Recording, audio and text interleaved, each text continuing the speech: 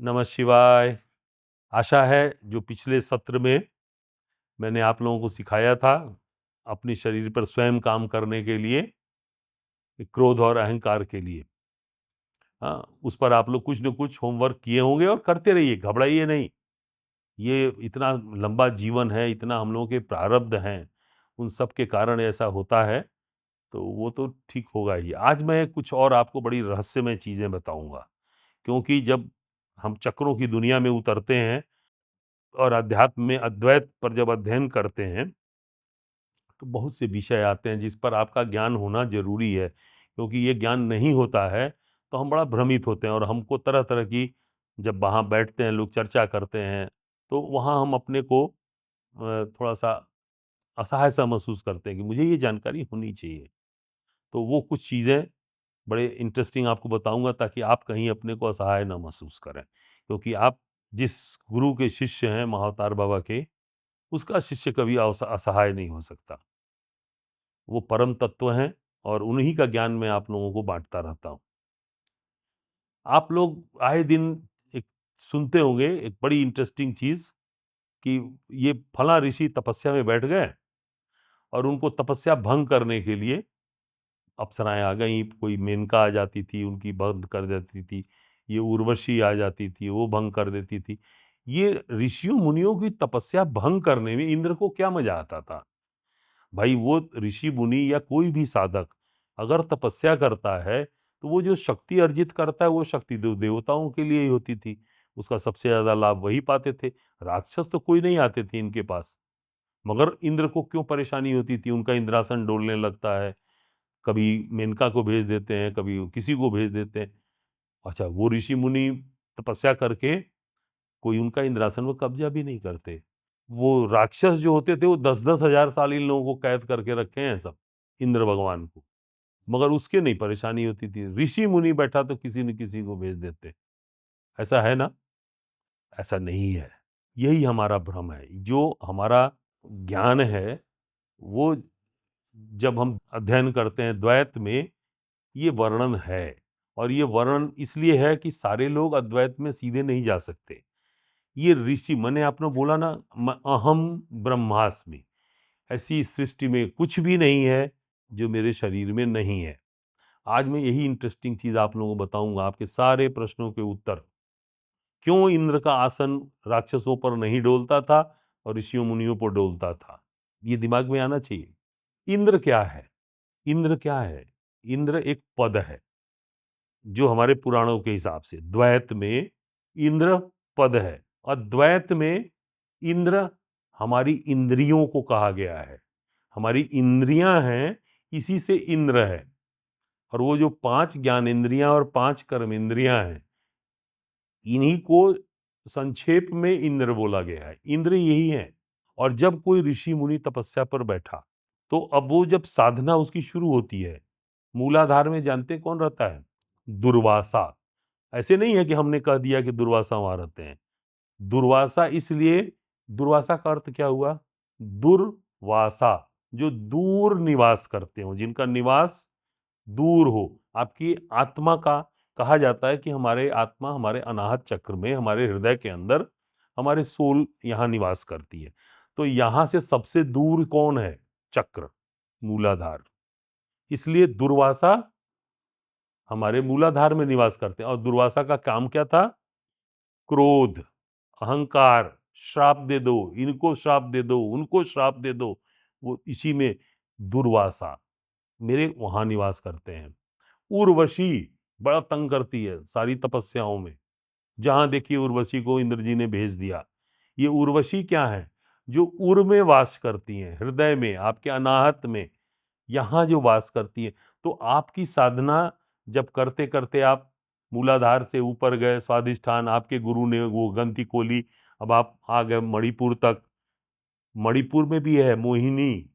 तो जैसे ही ये ग्रंथि खुली, मोहिनी आती है। अब मोहिनी आके आपका ध्यान, मोहिनी आने का मतलब क्या? आपका ध्यान मणिपुर चक्र पर स्थिर नहीं हो रहा। अगर आपने मणिपुर को साध लिया, मोहिनी गई अपने घर। इसके बाद जब ऊपर उठे तो उर्वशी आई। जब आप अनाहत पर पहुंचे तो उर्वशी, उसको जब आपने शांत दिया, वो वश में नहीं आ रहा है, आपका हृदय जो है वो तरह तरह भटक रहा है, इधर जा रहा है, उधर जा रहा है। ये भटकना जो है, ये इन अप्सराओं के नाम के रूप में हमारे द्वैत में चिन्हित कर दिया गया, इनको सिंबलाइज कर दिया गया कि अब इस जगह अगर आप भटक रहे हैं तो ये है उसका। सब पर विजय कर लिए, यहां भी चले गए, अब यहां पहुंच रहे हैं, यहाँ अंतिम है ना। यहां के बाद तो फिर आज्ञा चक्र तो गुरु खोलता है। यहां आती है मेनका, मन का, मेनका, मन की स्वामी। जब मन के भटकाव पर आपका रोक लग गया तो आपका नियंत्रण किस पर हो गया? मेनका पर। तो ये सारी इंद्रियां इसी शरीर में है, कहीं कोई बाहर नहीं है। और जहां से हम विचलित होते हैं उसी की कथा बना दी गई कि इसके वश, इन्होंने, इंद्र ने इन्हें भेजा, इंद्र माने हमारी इंद्रियों ने, इसको ये नहीं पार कर पाए, यानी उसके वश में गए और वहां से वो विचलित हो गए हमारे साधना मार्ग से। और जब विचलित हो गए, अब आपको एक और बहुत अच्छी सी चीज बताऊं। और अहिल्या का नाम सुना है? कहानी है ना, उसमें हमारे रामचरितमानस में गौतम ऋषि और अहिल्या पत्थर बन गई उनके श्राप से। इंद्र का जो कहा गया है, इंद्र से संबंध हो गया अहिल्या का। गौतम ऋषि को हमारे जो शास्त्र में रामचरितमानस में वर्णन है कि गौतम ऋषि, इंद्र इंद्र जो है चंद्रमा से कह करके वो दिन रात का जो भेद उद कराए, वो सब कहानियों में मत जाइए। हम शरीर में उसको हम आपको प्रतिपादित कर दे रहे हैं। अहिल्या मतलब जो हिले नहीं, जिसे कोई हिला ना सके, वो है हमारी ये नाड़ियां। और गौतम, गो, गो संस्कृत वर्ड है, गो इंग्लिश का वर्ड नहीं है। गोचर कहा जाता है ना, राशियों का जो गोचर, गोचर पहले से था, गो शब्द इंग्लिश में बाद में आया है, वहीं से सब ये शब्द लिए गए हैं संस्कृत से। तो गोतम, जब जो अंधेरे को दूर कर दे, गो बने हिंद संस्कृत में भी जाना है, चलना है, जहां अंधेरा चलने लगे। तो गौतम ऋषि को जब तम आही उनके ऊपर हावी हो गया, अंधेरा हागी, तम जब, तम मीन्स अंधेरा, डार्कनेस, जब उनके मन पर वह हावी हो गया, तो डार्कनेस में कौन उगता है? चंद्रमा, मन का स्वामी। वह जागृत हुआ और उसने क्या किया? इनके मन में इंद्रियों का भ्रम पैदा किया कि इंद्रियों का संबंध, इंद्र का संबंध अहिल्या से है, और उन्होंने उन्हें श्राप दे दिया कि वो पत्थर बन गई। अब वो कब जीवित हुई? भगवान राम का जब आगमन हुआ। ये द्वैत की कहानी है। अब अद्वैत में Ram means light within, र से प्रकाश, म माने विद इन। जैसे ही लाइट विद इन, प्रकाश भीतर जागृत हुआ, तुरंत गोतम, अंधेरा गया, और अहिल्या पाषाण से पुनः सजीव हो गई। ये है अध्यात्म, हमारी इंद्रियों का, अद्वैत का। अद्वैत बड़ा विशाल है और इतना अद्भुत है कि जब आप इसमें डूबेंगे तो हम अपने इंद्रियों पर कैसे नियंत्रण करें, हमारी साधना यही है। अभी पिछले सेशन में मैंने सिखाया था कि हमें अब पहले से शुरू कर रहे हैं क्रोध और अहंकार से। तो आप लोगों ने क्रोध की जो एक्सरसाइज की है, उस एक्सरसाइज को एकदम जारी रखिए कि अहंकार आपका जब भस्म होगा, फ्यूल भस्म होगा, तो क्रोध शांत होगा। क्रोध की साधना मैं स्वयं अपने सामने कराऊंगा, क्योंकि 90% तो आपके अहंकार से खत्म हो जाएगा। बाकी जो 10-20% क्रोध रह जाएगा, जो अन्य कारणों से है, जो अहंकार के कारण है वो तो इसी से खत्म हो जाएगा। अन्य कारण, जैसे उसमें बहुत से कारण हैं, बहुत सी समस्याएं होती हैं जिसके नाते क्रोध आ जाता है। बहुत से लोग हैं जो अपनी भावनाओं को नहीं व्यक्त कर पाते, कुंठित रहते हैं, उसके नाते क्रोध क्रोध आता है। तो वो सब, वो मैं अपने सामने बैठ करके आपके मूलाधार को जागृत करके। अब यहाँ एक और चीज बताएंगे, जो आपको मैंने एक तरीका सिखाया था ना कि किसी भी चीज का इलाज अनकंडीशनल लव, जब अनाहत से। इसमें एक कथा है बड़ी सुंदर सी, छोटी सी 2 लाइन की, वो मैं बताऊं आपको। एक बार दुर्वासा ऋषि, दुर्वासा मीन्स क्रोध और अहंकार, मूलाधार से गए राधा जी के पास, वृंदावन कुंजवन में, जहाँ ये लोग खेलती थी, छोटी सी थी। और राधा जी के पास गए। राधा तो साक्षात महालक्ष्मी परमेश्वरी, वो बच्चियां आपस में बैठ के और वो कृष्ण के लिए लड्डू बना रही थी मिट्टी का, कि आज कृष्ण आएंगे, इनको मिट्टी का लड्डू खिलाया जाएगा। दुर्वासा ऋषि पहुंच गए। अब तो सब के सब जितने गांव वाले, आसपास वाले, अरे बाप रे बाप, दुर्वासा आ गए।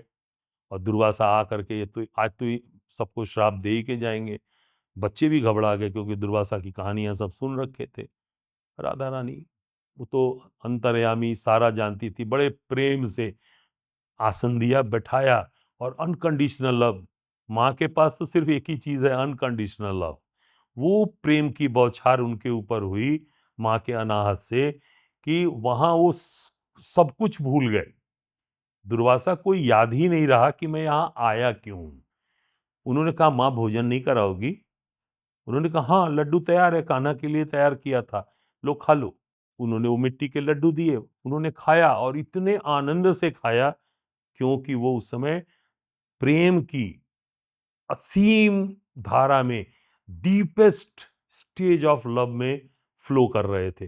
वो मिट्टी का लड्डू भी खा गए और कहे कि कान्हा कितना भाग्यशाली है कि ये लड्डू राधा रानी रोज उसे खिलाती है, और उनको ब्लेस करके टहलते हुए चले गए।